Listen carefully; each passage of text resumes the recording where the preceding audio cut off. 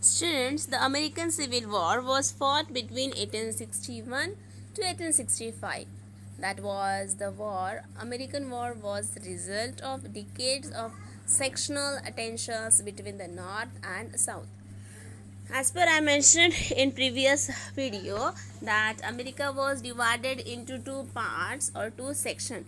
First one was North, another one was South, and that was the result of the American that was the result or reason of American Civil War.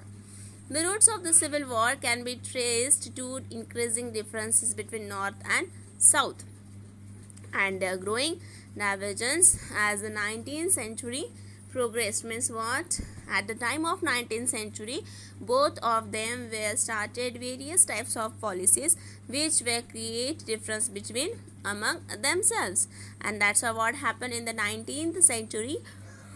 That was resulted in the American Civil War. First chief issue among that is the expansion of slavery into the territories of South, declining political power, states' rights, and retention of slavery. Means in the north side, what happened? The people, those who were in the south side, what happened? In the south, they were following the slavery system. All the work was done by the slaves. They were not getting the proper treatment by their owners. Though the issues had existed for decades, many years, that was continuously going, and North was just opposing for the system of slavery, and that exploded in 1860 following the election of Abraham Lincoln, who was against the spread of slavery. Abraham Lincoln, who was the 16th president of Union USA, he was totally against of the slavery system which was going on in South America. And at the result or in the result of his election, South Carolina, Alabama, Georgia, Louisiana, and Texas seceded from the Union. What happened? That states were just seceded or removed from the total Union. But that was not the thinking of Abraham Lincoln. He believed in the unity. Now, in short, we will study about the issues which divided the North and the South. Firstly, we will see the clash of economic interest. By 1860, the US was composed of 18 free states. Means whenever United States was created, at that time 18 free states were there, mainly in the north, and 15 slave states mainly in the south. Means 18 were there with North America and 15 were there in South America. Industry and finance dominated the north. In the north side, what is happening? Industries and finance, all things, everything was flourished. And the south was concentrated on farming.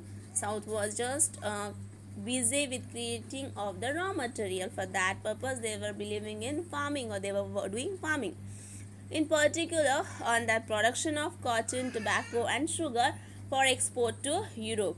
And after that, doing farming, what the cash crops was just exported to European countries. The northern states favored raising high tariff means taxes, to protect the new growing industries. On the other hand, the agricultural southern states opposed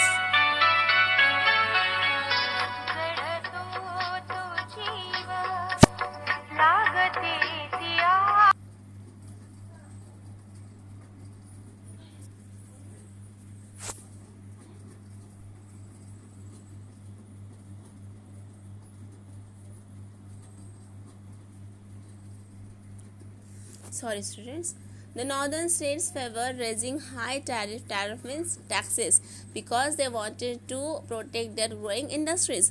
And another side, the agricultural southern states opposed new tariffs, because this would make goods costly, or whatever product they were going to take or sell, that should be costlier. And by that purpose, the feeling between the northern states and southern states ran high on the question of tariff.